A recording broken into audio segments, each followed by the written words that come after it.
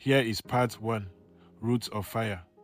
The morning sun over Oloru village was never in a hurry. It came slowly, golden and thick, spreading like palm oil across the sky before sliding down onto the mangrove-fringed roofs. The air was always heavy with the scent of wet soil, the kind that clung to feet and memory alike. It was here, among the singing crickets and sighing palms, that John and his wife Grace built their small life quiet, modest, and honest. John was a man of few words, but deep roots. He owned little, yet what he owned, he tended with care a patch of farmland at the edge of the family compound, near the creek that curved like a silver snake around the village. Grace, his wife, had laughter that could heal a man's fatigue. They had one child, a boy named Samuel, born after 7 years of waiting, fasting, and prayers whispered into the night. Their life would have been enough if not for Daniel. Daniel was John's elder brother by only 2 years, but by temperament, they were worlds apart. Daniel was the kind of man who liked to be seen, whose voice carried above others at meetings, who measured his worth in how many people bowed their heads when he entered. He had a wife too, Martha, beautiful, fair, and anxious, for she had no children after 15 years of marriage. The brothers had inherited their father's lands, as was custom. Daniel, being elder, took most. Wide acres of fertile soil, ponds for fish, and the ancestral compound fell to him. John received the smallest portion, one single farmland at the edge of the village.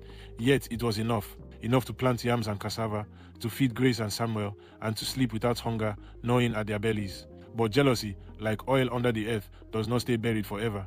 One hot afternoon, Daniel sat before his compound, chewing cola and watching the path that led to his brother's home. He had heard Samuel's laughter earlier, high and free, like a bird. The sound pierced him. He glanced at Martha, who was pounding yam with a rhythm that sounded like her frustration. "When will our own joy come?" Daniel muttered. Martha paused, wiped her brow. "The gods give as they please," she said softly. "You must not envy your brother." "Envy?" Daniel's voice rose. "Did I not build this family after our father died? Did I not send John to school, feed him when he was nothing? Now he walks around with a son, while I have none. Is that justice?" Martha looked away. She had learned that silence was safer than truth in her husband's presence. But Daniel continued, his bitterness uncoiling. "Do you know what the elders said last week? They called Samuel the heir of the Ebae family. They said he will carry the name forward as if I am already dead." He spat on the ground. "That boy's laughter mocks me." Martha turned to him, her voice trembling. "Daniel, the child is innocent." "Innocent?" He rose, eyes burning. "No child of that man will rise above me. Never." John, unaware of his brother's darkening thoughts, went about his life with contentment. Each morning, he would carry Samuel on his shoulders down to the farm. Grace would follow with a basket balanced on her head, humming softly. Samuel loved the farm, the wet smell of tilled earth, the way the wind whispered secrets through the plantain leaves. "Papa," the boy once asked, "why does Uncle Daniel not visit us?" John smiled faintly. "He is busy, my son. He has much land to tend. But he looks angry when he sees me." John hesitated, then knelt beside the boy. "Some hearts are heavy, Samuel, but we must keep ours light. Do you understand?" Samuel nodded. "Yes, Papa." Grace, overhearing, sighed. She had long sensed Daniel's envy, but prayed it would fade like a passing storm. Yet, storms, once born, have their own stubborn will. The rains came early that year, and the harvest was generous. John's small field yielded more yams than ever. He shared some with Daniel, as was tradition, but when he brought them over one evening, Daniel's reception was cold. "You think your small plot feeds you because you are wiser than I?" Daniel said, voice low and sharp. "No, brother," John replied calmly. "It is the same soil, the same Sunday. We all reap what we sow." Daniel laughed bitterly. "Do not preach to me." John sighed and placed the yams on the ground. "Peace, Daniel. I came only to share." Daniel stared at the yams, then at John's retreating back. That night he dreamed of a shadowy figure whispering in his ear, "Remove the seed and the tree will wither." When he awoke, sweat covered his body. Weeks later, during the village festival of the New Yam, tragedy came disguised as joy. The air was thick with drums and laughter. Men drank palm wine until their words grew slippery. Women danced with wrappers tied tight around their waists, and children ran about, faces smeared with roasted yam. Samuel, eager to join the fun, ran toward the riverbank where the other boys played. Daniel stood nearby, watching. His eyes followed the boy as one might watch a fly circle a pot of soup. When no one was looking, he followed. Later that evening, when Samuel did not return home, Grace's laughter curdled into panic. They searched the fields, the creek, the narrow paths lined with pawpaw trees. They called his name until their voices cracked. By midnight, they found him lying face down by the river, silent, still. A wound at the back of his head glistened faintly under the moonlight. Grace's scream tore through the night like thunder. The next days blurred into morning. The villagers came with words of comfort that sounded like echoes. John sat outside his hut, staring at the small sandals by the door. Grace refused to eat, her eyes hollowed by tears. Daniel came too, face solemn, voice soft with faint grief. "Brother, I am sorry," he said. "No man should bury his child." John nodded faintly, unable to speak. He had not the strength to suspect, not the will to hate. They buried Samuel in the small farmland, the only place John had ever truly called his own. Grace insisted he loved that place. Let him rest where he loved. And so, they dug a small grave beneath a young orange tree, the roots still tender and green. When the earth fell over the boy's body, something in John fell with it. In the months that followed, grief hollowed their lives. Grace spoke little. John walked mechanically, his hands moving, but his heart elsewhere. The laughter that once filled their home now belonged to ghosts. Daniel, meanwhile, began to prosper. His lands flourished, his fish ponds grew, and he built a new house with zinc roofing that gleamed under the Sunday people praised his luck. None spoke of the shadow behind it, but luck is a trickster. It gives with one hand and waits with the other. 3 years later, Daniel's fortunes began to turn.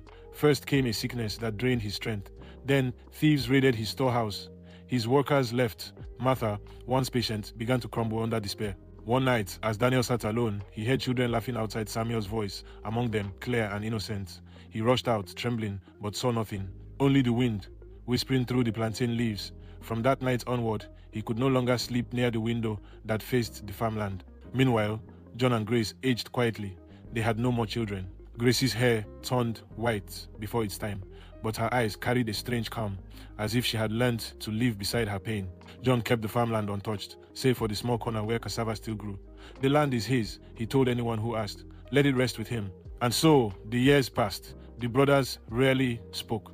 The village forgot the tragedy, as villages often do, burying sorrow beneath new gossip and harvest seasons. Until one day, men from the city arrived with helmets, boots, and instruments that hummed and blinked like strange spirits of the modern age. They spoke of oil, black gold beneath the soil. The men from the city came in shiny boots that sank awkwardly into the village mud. They arrived in a convoy of white rocks that looked like ghosts among the palm trees. Dust and noise trailed them, and behind their tinted glasses were eyes that measured land in numbers, not memories. They introduced themselves as representatives of an oil company. Their tongues rolled out promises like golden threads, roads, jobs, clinics, schools, everything a poor village dreamed of. But every man and woman in Oloru knew what their true interest was: land. The elders gathered in the square beneath the old silk cotton tree. John stood among them, silent, his face drawn and unreadable. Daniel sat beside the head chief, his walking stick gleaming. Years had lined both their faces differently, Daniel's with strain, John's with stillness. The company spokesman, a tall man in a neat suit, unfolded a map. "We've discovered a rich deposit of crude oil under this region," he said. "It runs along the lower farmlands, here, here, and here." His finger tapped across the parchment like a casual god. "We will need access to drill." The crowd murmured. Someone asked what that meant for their crops. Another asked how much money would be paid. The man smiled. "Compensation," he said. "Generous compensation." Daniel's eyes gleamed as the man's finger paused over the boundary of his land. But then it slid further, stopping finally at the edge of the map at a narrow field by the creek. John's field, the one where Samuel slept. That night, word spread like Hamatan fire. Oil had been found under John's farmland. The same field everyone had mocked him for clinging to. Men whispered that God had finally remembered him. Others whispered that fate was setting the stage for another quarrel between the brothers. Grace said nothing when John told her. She simply looked toward the farmland and whispered, "Perhaps our son still watches." John nodded slowly. "If this is blessing," he said quietly, "let it come without more blood." But blessings rarely come clean in Oloru. Within days, the oil company officials returned, this time with surveyors and men in hard hats. They fenced off parts of the lowlands and drove pegs into the soil. The village buzzed with excitement and fear. Daniel, ever the ambitious one, visited the site often, offering guidance, telling the workers which lands were his. One morning, John came to the field and found Daniel standing at the boundary, talking animatedly with one of the company engineers. "What are you doing here?" John asked calmly. Daniel smiled, the way a snake smiles before it bites. "The company says the oil belt crosses both our lands. They'll need everything from here to the creek." John's face hardened. "My son is buried here." Daniel's voice dropped. "The dead do not need oil, brother. The living do." John stared at him for a long moment, the years of grief and quiet endurance gathering behind his eyes like thunderclouds. "You took my son," he said softly. "You will not take his rest." Daniel's hand froze on his walking stick. "Mind your words. I have minded them for too long." For a moment, the air between them trembled with things unspoken. Then John turned and walked away. Weeks passed, and the tension grew. The company tried to negotiate separately with both brothers. Daniel was quick to sign preliminary agreements, eager for compensation. John refused. "This land cannot be sold," he told them. "It holds my child." The officials, unused to resistance, frowned. They told him he was being sentimental. They offered him figures that made other villagers gasp. But John stood firm. When the company realized he would not yield, they paused the project for legal clarity, they said. But everyone in Oloru knew what it meant. The oil was trapped beneath a grave, and the grave refused to move. Martha, Daniel's wife, began to grow uneasy. Years of silence had carved guilt into her like a scar. She knew the truth, the terrible truth her husband had buried deeper than the boy's body. She had seen the blood on his shirt that night, the trembling of his hands, the way he avoided John's eyes for weeks afterward. One evening, as the rain drummed softly on the roof, she spoke. "Daniel," she said, "let it go." He looked up from his drink. "What?"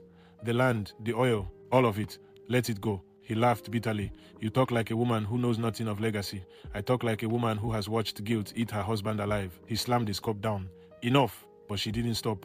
"You think I didn't know what happened that night by the river? I saw your clothes, Daniel. You buried the boy, and now you want to dig up his rest for oil? Do you think the earth forgets?" Daniel's breath caught. His eyes burned with shame and fury. "If you value your life, Martha, you will never speak of that again." But his voice broke on the last word, and she saw the tears he fought to hide. The oil company's representatives eventually returned, this time escorted by government officials from Yenagoa. They called for another village meeting. The entire community gathered again beneath the silk cotton tree. The lead surveyor cleared his throat. "After reviewing the boundaries and titles, we have confirmed that the major deposit lies under Mr. John's farmland." A murmur ran through the crowd. However, the man continued. "We also note that Mr. Daniel's land shares the adjoining boundary, which may also contain smaller reserves. We will need cooperation from both parties for exploration." Daniel smiled, but John's face remained calm. Then, the surveyor said something that changed everything. "Mr. John," he said, "the government has authorized compulsory acquisition under national interest. You will be compensated." John looked up slowly. "Compulsory?" "Yes. We must begin drilling within 2 months." A long silence followed. Gracie's hand gripped John's arm. Daniel's smile widened faintly. "Then you may take it," John said quietly, "but not the grave. You will not move my son." The surveyor hesitated. "We will respect the burial site," he said. "We can fence it off." John nodded once. "Then do so." Drilling began. Machines roared where crickets once sang. The farmland, that had known only hoe and spade, now trembled under the weight of steel. Pipes were laid, earth torn, and black mud spewed like curses from the ground. But beside the noise, fenced and silent, was a small mound marked by an orange tree, Samuel's grave. No one touched it. Within months, the first flow of crude oil gushed upward. The company celebrated. Money began to pour in. The government compensated John and Daniel separately enormous sums by village standards. When John received his payment, he took it quietly, thanked them, and walked home. Grace watched as he placed the check on their old wooden table. "What will we do with it?" she asked softly. He smiled faintly. "We will live. We will build something our son would have been proud of." Daniel, however, could not hide his hunger. His own payout was smaller, but still vast. He bought a car, built a new concrete house with glass windows, and hired workers to tend his remaining lands. Yet, even as wealth filled his hands, peace slipped through his fingers. At night, he dreamed of oil, turning into blood. He would wake to the sound of the orange tree rustling outside his window. Though the wind was still, Martha watched him shrink into a shadow of the man he had been prosperous, but hollow. One night, she said, "All this money, Daniel, does it make you happy?" He looked at her with eyes red from sleeplessness. "Happiness is for the innocent." John, on the other hand, used his fortune differently. He built a small clinic for the village. He repaired the church roof. He paid school fees for children who had none. People began to call him Pa John, the good man who never forgot where he came from. Sometimes he would sit by Samuel's grave, now fenced with neat wooden posts, and talk softly to the wind. "You see, my son," he would whisper, "from your rest came light for others. Perhaps that is what life is, seeds planted in sorrow, growing into something greater." Grace would bring him food there, sit beside him quietly, her heart both heavy and full. Years rode by. The oil field expanded, and Oloru transformed. Electricity came, roads were tarred, new houses rose where huts once stood. Yet, for all its change, the village carried the quiet knowledge that its wealth had grown from one man's loss and another's guilt. Daniel's health worsened. He stopped appearing at meetings, his once proud shoulders bent with invisible weight. Martha cared for him in silence, her prayers thick with regret. Sometimes, he would ask, in a trembling voice, "Do you think he knows?" She would ask softly, "Who?" He would not answer. One evening, during the heavy rains, Daniel made his way weak and coughing to John's house. Grace opened the door, startled. He was soaked, trembling, his eyes sunken. "Brother," he croaked, "I must speak with John." John came out, wrapped in a shawl, his face calm as ever. They stood under the veranda, rain whispering around them. "What brings you here?" John asked. Daniel sank to his knees. "I came to confess." John stared, unblinking. "Confess?" Daniel wept. "It was me, that night by the river. I killed Samuel." The rain seemed to pause. Grace gasped, her hand to her mouth. Daniel continued, sobbing.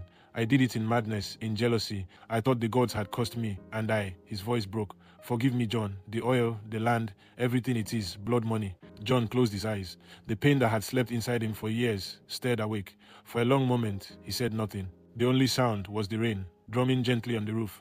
Then he spoke, his voice low and weary. "You took my son, Daniel. But you have punished yourself more than I ever could." Daniel looked up, tears mixing with the rain. "You forgive me?" John sighed. "Forgiveness is not mine to give. It belongs to God. But I will not carry hatred any longer." Daniel bowed his head. "Thank you." That night, he went home and died in his sleep. When news spread the next morning, the village fell silent. Some said he had been sick too long. Others whispered that his soul had waited for that confession. John attended the burial, standing quietly at the edge of the crowd. He felt no joy, no vengeance, only a vast, tired peace. As the coffin was lowered, he murmured, "May the earth receive you gently, brother."